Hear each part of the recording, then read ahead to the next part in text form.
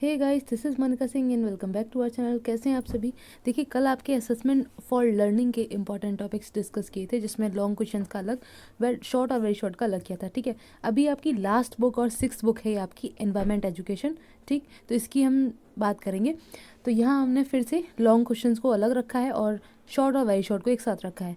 ठीक है, अब इसके साथ देखिएगा, जो लॉन्ग क्वेश्चंस में टॉपिक आ रहे हैं वो लॉन्ग में तो हैं ही, ठीक, लेकिन इसी के साथ में ये जितने भी पॉइंट्स हैं आप इनको कवर कर लेते हैं तो इनसे बनने वाले शॉर्ट वेरी शॉर्ट भी आपके कवर हो जाएंगे।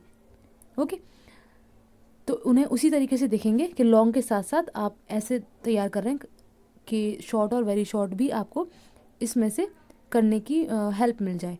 ओके, तो आपका जैसे सबसे पहला टॉपिक, और आप ये जानते भी हैं ज़्यादातर ये टॉपिक्स आपने देखे हुए हैं, और सबसे अच्छी बात इस बुक की ये है कि ये आपने पहले से कुछ थोड़ा बहुत इसके बारे में आप जान रहे होते हैं, है ना। स्कूल्स में हमने इसके बारे में पढ़ा होता है, एनवायरनमेंट के बारे में। ठीक है, प्रदूषण है, पर्यावरण है, एनवायरनमेंट पोल्यूशन है, इन सबको आप जानते हो। ठीक, तो आप पूरा ध्यान से सुनेंगे, समझेंगे, और हेल्पफुल लगता है वीडियो तो शेयर कीजिएगा और फीडबैक दिया कीजिए जैसा भी आपको वीडियो लगता है।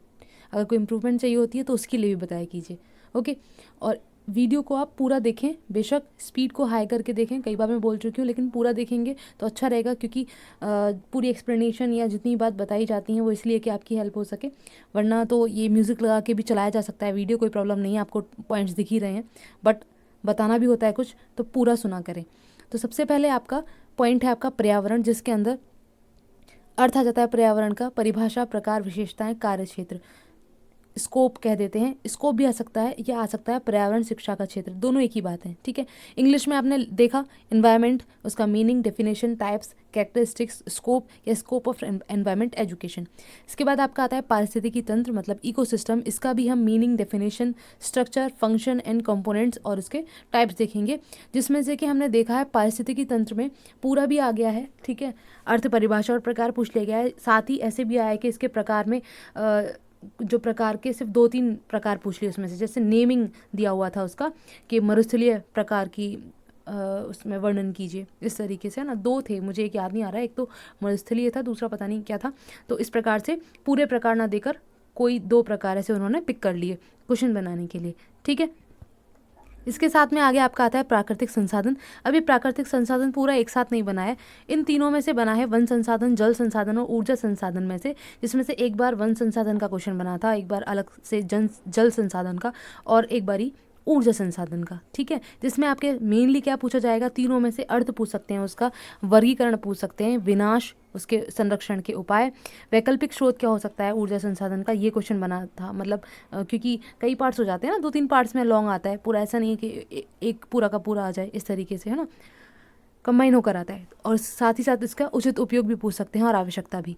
ठीक है, इंग्लिश में आप देख रहे हैं लिखा हुआ है नेचुरल रिसोर्सेज, जिसमें कि फॉरेस्ट रिसोर्स के बारे में बात हो रही है, वाटर रिसोर्सेज और एनर्जी रिसोर्सेज, जिसके meaning, classification, importance, sources, conservation, use of alternate sources, causes of, अच्छा ये विनाश यहाँ पे लिखने के लिए रह गया था।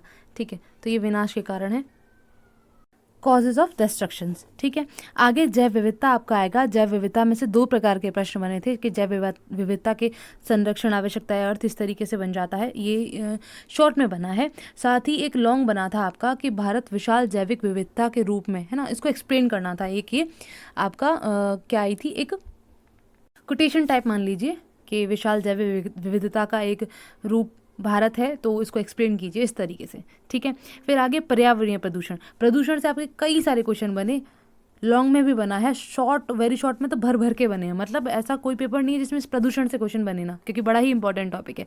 ठीक, तो इसमें से आपके कारण पूछे जा सकते हैं, स्रोत, प्रभाव, उपाय पूछे जा सकते हैं। ठीक है, परिभाषा, अर्थ आ जाता है, जिसमें से कि प्रदूषण आपके सभी प्रकार के प्रदूषण आ जाएंगे, ध्वनि प्रदूषण, जल प्रदूषण, वायु प्रदूषण, ठीक है, ऊष्मीय प्रदूषण, थर्मल पॉल्यूशन, ठीक है, नाभिकीय प्रदूषण, रेडियो एक्टिव पॉल्यूशन, इस तरीके से सारे प्रदूषण इसमें कवर हो जाते हैं।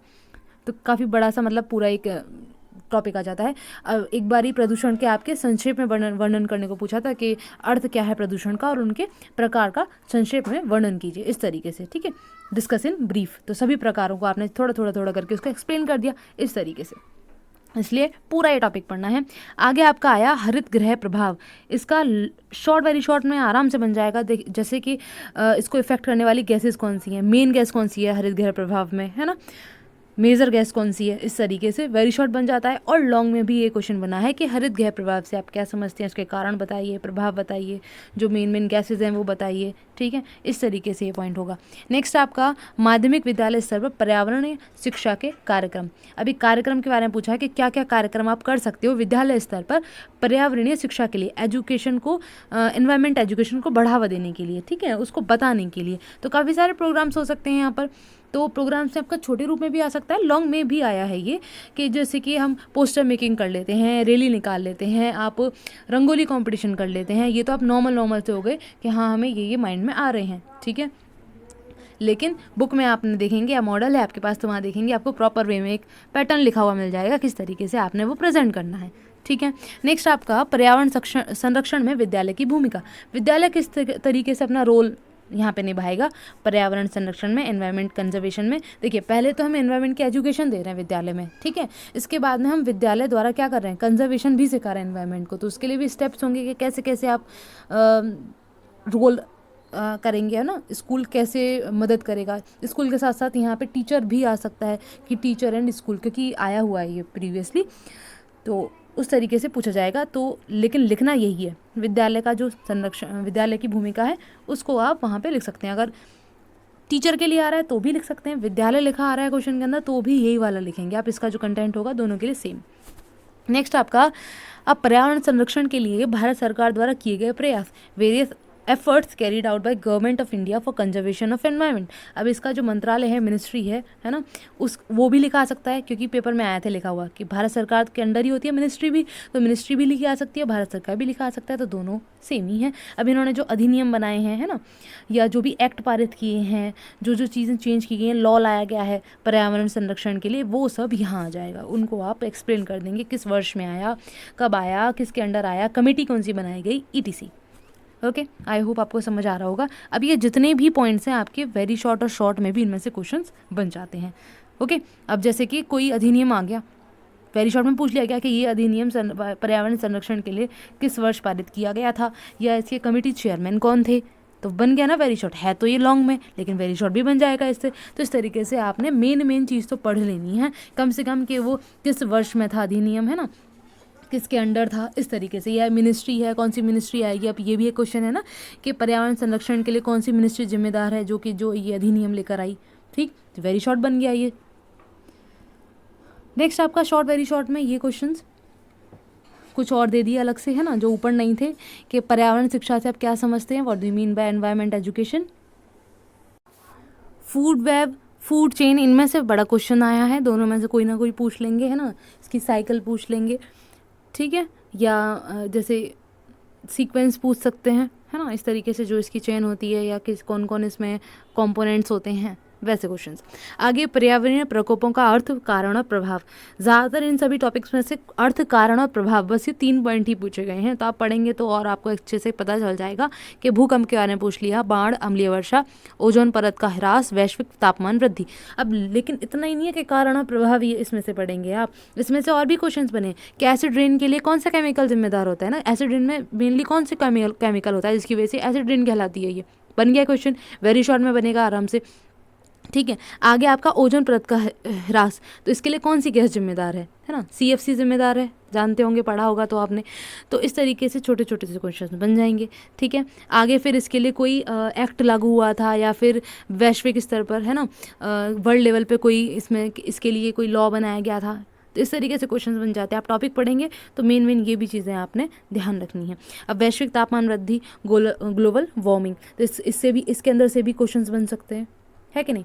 तो इस तरीके से आपने बेशक शॉर्ट के लिए तैयार कर रहे हैं, बेशक लॉन्ग के लिए तैयार कर रहे हैं, लेकिन पढ़ना ऐसे है कि उसके जो मेन पॉइंट्स हैं, मेन हेडिंग्स हैं, तो आपने इस तरह तैयार रखनी है कि उनसे वेरी शॉर्ट अगर बनता है तो आप आसानी से आंसर कर पाएँ। कुछ अलग से नहीं बनेगा वेरी शॉर्ट, इनके अंदर से ही बनेगा, ठीक है।